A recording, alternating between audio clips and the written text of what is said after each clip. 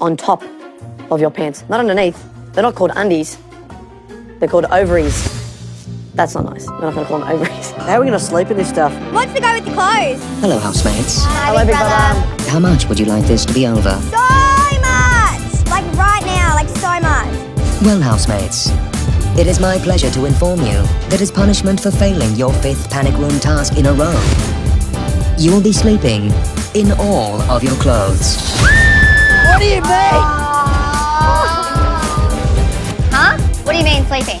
What part of sleeping are you struggling with? You're serious? Do I sound like I'm joking? Because there's a lot of things that could be coming up in the next 24 hours. I'm gonna have a challenge. I might get evicted. Seriously, why are you such a slave driver? Like, the girls tried really hard. Not hard enough. Ah, this sucks. Good night. Okay, good night.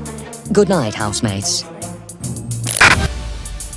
This is the worst. Did you sleep? No. Yeah, I was so uncomfortable, so hot. My arms felt like I had like a band wrapped around it. That's how my foot feels. This is ridiculous. This is Big Brother. All housemates to the lounge room. Oh, I hope we can take this off.